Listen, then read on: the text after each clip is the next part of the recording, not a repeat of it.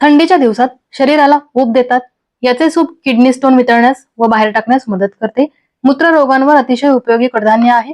शाकाहारींसाठी प्रथिनांची नैसर्गिक पूर्तता करते.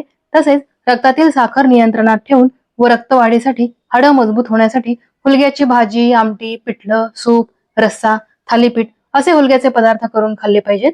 कुळीत काढा म्हणजे हुलगे उकडलेले पाणी आजारपणात अवश्य प्यावे. याने शरीर शुद्धी होते.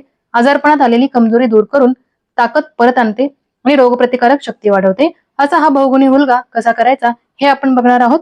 नमस्कार, मी अश्विनी आपल्या चॅनलमध्ये तुमचे मनापासून स्वागत करते. चला तर मग हुलग्याचा रस्सा कसा करायचा हे आपण बघूया. इथे बघा मी मोड आलेले हुलगे घेतलेले आहेत. हुलगे मी घरीच भिजवले आणि त्याला मोड आणलेले आहेत. मोडही चांगले आलेले आहेत, तुम्ही बघू शकता. हुलग्याचा रस्सा बनवण्यासाठी आपण मसाला तयार करणार आहोत. यासाठी मी ओलं खोबरं घेतलेलं आहे, थोडंसं अर्धा इंच आल्याचा तुकडा, एक अख्खी गड्डी लसणाची घेतलेली आहे आणि थोडीशी कोथिंबीर घेतलेली आहे. तो मसाला मिक्सरमध्ये बारीक करणार आहे आणि कांदा टोमॅटो आपण फोडणीसाठी वापरणार आहोत. गॅसवरती कुकर ठेवलेला आहे, त्याच्यामध्ये आपण तेल टाकून घेऊया. 3 ते 4 लोकांसाठी आपण भाजी करणार आहोत. यासाठी जवळजवळ 2 वाटी भरून हुलगे घेतलेले आहेत आणि एक कांदा, एक टोमॅटो वापरणार आहोत आणि थोडासा आपण मसाला टाकणार आहोत. ओलं खोबरं, कोथिंबीर, आलं लसूण याचा. तेल गरम झाल्यानंतर मोहरी टाकलेली आहे, जिरे सुद्धा टाकलेली आहे. आता थोडासा कढीपत्ताही टाकूया. आता तमालपत्र आणि सुकी लाल मिरची सुद्धा याच्यामध्ये आपण टाकणार आहोत. ही फोडणी छान तडतडली की आपण कांदा घेतलेला आहे तो टाकूया याच्यामध्ये. एक कांदा मी बारीक चिरून घेतलेला आहे, तो फोडणीमध्ये टाकलेला आहे. आता हा चांगला परतून घेऊया. कांदा जाळायचा नाहीये, बदामी कलर येईपर्यंत परतून घ्यायचा आहे. कांदा परतून झाल्यानंतर आपण याच्यामध्ये टोमॅटो टाकणार आहोत. बघा कांद्याचा कलर बदललेला आहे, मस्त बदामी कलर आलेला आहे. आता आपण टोमॅटो टाकूया याच्यामध्ये. कोणतंही कडधान्य असो त्याच्यामध्ये टोमॅटो टाकायचं. कडधान्य हे पचायला हलकं होऊन जातं, म्हणून टोमॅटोचा वापर करायचा. टोमॅटो मऊ होईपर्यंत परतूया की नंतर याच्यामध्ये आपण मिक्सरमध्ये जो मसाला वाटलेला आहे तो टाकून घेऊया. आपण छोटासा तुकडा ओल्या खोबऱ्याचा घेतला होता, त्याचबरोबर एक गड्डी लसूण, अर्धा इंच आलं, थोडीशी कोथिंबीर असं वाटण तयार केलं होतं. ओलं खोबरं नसेल तर तुम्ही इथे सुकं खोबरं सुद्धा वापरू शकता. पाणी टाकून अतिशय बारीक वाटण तयार केलं आणि हे वाटण आता आपण कुकरमध्ये टाकूया. वाटताना थोडं पाणी टाकायचं आणि बारीक वाटण करायचं. वाटण अगदी बारीक केलं ना की रस्सा दाटसर होतो, मिळून येतो. त्याच्यामुळे पाणी टाकून बारीक वाटण तयार करायचं. ते आता तेलामध्ये परतून घेणार आहोत आपण. हे हिरवं वाटण आपण चांगलं परतून घेऊया. आता याच्यामध्ये पाणी नाही टाकायचं, कारण वाटतानाच आपण बरंच पाणी टाकलेलं आहे आणि ओलं खोबरं आहे. ओलं खोबरं शिजायला वेळ लागत नाही, त्याच्यामुळे आपण या पाण्यातच हे वाटण शिजवून घेतलेलं आहे. तुम्ही जर इथे सुकं खोबरं वापरलं तर थोडंसं पाणी टाकून तो मसाला शिजवून घ्यायचा, म्हणजे मसाला चांगला शिजतो. ओलं खोबरं असल्यामुळे आपण वाटण जास्त परतणार नाहीये, त्याची चव लगेचच बदलते. आता मी तिखट मसाले याच्यामध्ये टाकून घेते. घरगुती लाल तिखट मसाला 2 चमचे टाकला. लाल मिरची पावडर थोडीशी टाकूया. धने पावडर, जिरे पावडरही आपण याच्यामध्ये टाकणार आहोत. त्याचबरोबर थोडीशी हळद, हिंग आणि बेडगी मिरची पावडर सुद्धा आपण याच्यामध्ये टाकणार आहोत. कलरसाठी आपण बेडगी मिरची वापरणार आहोत. तिखटसाठी मी अर्धा चमचा मिरची पावडर टाकलेली आहे, पण कलरसाठी 1 चमचा भरून बेडगी मिरची पावडरही टाकणार आहे. सर्व कोरडे मसाले आता चांगले परतून घेणार आहोत आपण. मसाले थोडा वेळ परतायचे की नंतर याच्यामध्ये थोडंसं पाणी टाकून हा मसाला शिजवून घ्यायचा, कारण कोरडे मसाले हे लगेचच खाली लागतात. त्याच्यामुळे आपण मसाले शिजण्यासाठी थोडंसं पाणी नंतर याच्यामध्ये टाकणार आहोत.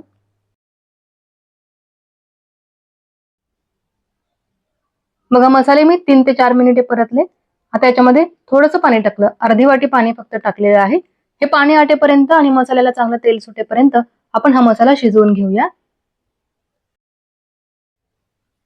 कुकरमध्ये भाजी करताना मसाला चांगला शिजून घ्यायचा, कारण भाजी ही लगेचच शिजते आणि मसाला शिजायला वेळ मिळत नाही. त्याच्यामुळे मसाला चांगला शिजून त्याच्यामध्ये आपण जी भाजी करणार आहोत ती टाकायची.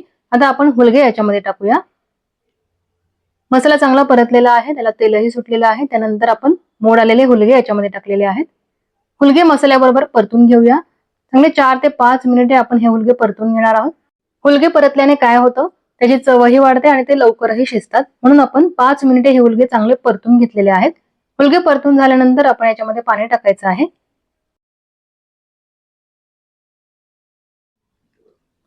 आता तुम्हाला रस्सा किती हवा आहे तेवढं पाणी तुम्ही टाकून घ्या. अर्धा ग्लास पाणी हे आपण एक्स्ट्रा टाकायचं आहे, ते शिजण्यासाठी लागणार आहे. मी 1 ग्लास एवढा रस्सा आणि अर्धा ग्लास पाणी शिजण्यासाठी टाकणार आहे. असं 1.5 ग्लास पाणी टाकलेलं आहे. पाणी टाकल्यानंतर याच्यामध्ये चवीनुसार मीठ टाकायचं आहे. त्यानंतर कोथिंबीर आणि थोडीशी कसुरी मेथी सुद्धा मी याच्यामध्ये टाकणार आहे.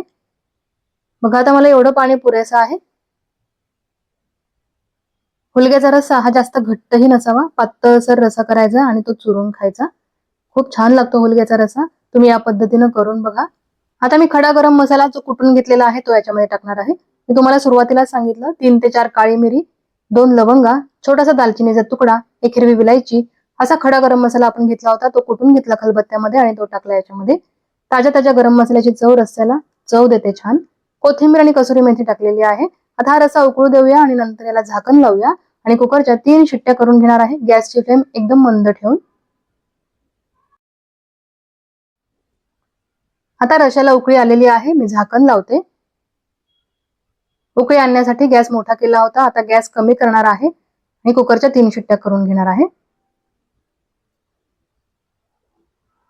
कुकरच्या 3 शिट्ट्या करून घेतलेल्या आहे. आता आपण कुकर थंड व्हायला ठेवून देऊया आणि हुलग्याच्या रस्स्याबरोबर खायला गरमागरम ज्वारीची भाकरी सुद्धा मी करणार आहे. ती भाकरी सुद्धा केलेली आहे आणि भाकरी सुद्धा अतिशय छान गोल गरगरीत आणि टम्म फुगलेली केलेली आहे. भाकरी कशी करायची याचा व्हिडिओ तुम्हाला बघायचा असेल तर मला कमेंट करून नक्की सांगा.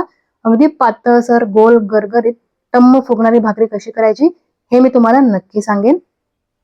मी आज ज्वारीची भाकरी केलेली आहे हुलग्याच्या रस्स्याबरोबर खायला. पण कधी कधी आहे ना इंद्रायणीचा भात करते.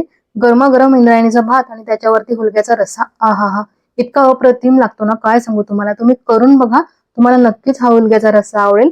याच्याबरोबर भाकरी भात छान लागतो. चपातीही खाऊ शकता, पण भाकरी किंवा भाताबरोबर तुम्ही खाऊन बघा, तुम्हाला नक्कीच आवडेल.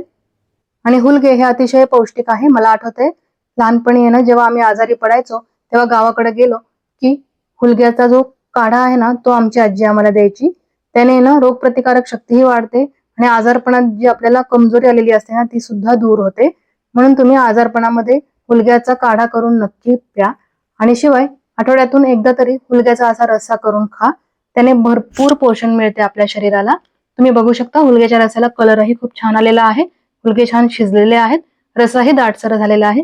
जास्त पातळही नाही आणि खूप घट्टही नाही. असाच रस्सा भाकरी बरोबर खायला छान लागतो. तर कशी वाटली मंडळी तुम्हाला ही रेसिपी? आवडली आहे ना? आवडलीच असणार तर तुम्ही सुद्धा माझ्या पद्धतीने हुलग्याचा रस्सा नक्की करून बघा आणि कसा झाला आहे हे मला कमेंट करून सांगायला बिलकुलच विसरू नका. तुम्हाला जर आजची आपली हुलग्याच्या रस्स्याची रेसिपी आवडली असेल तर व्हिडिओला लाईक करायला बिलकुलच विसरू नका. शेअरही करा. जास्तीत जास्त मित्रमंडळींना शेअर करा म्हणजे त्यांना सुद्धा अगदी गावरान लज्जतदार रेसिपी मिळेल. तर नक्की व्हिडिओला लाईक करा, शेअर करा आणि चॅनलवरती नवीन असाल तर चॅनलला सबस्क्राईब करायला बिलकुलच विसरू नका. बाजूची बेल आयकॉनही प्रेस करा. यामुळे तुम्हाला आपल्या चॅनलवरील नवीन नवीन रेसिपीचे नोटिफिकेशन हे लगेचच मिळणार आहे. चला तर मग अशाच मस्त रेसिपी बरोबर आपण पुन्हा भेटूया. धन्यवाद.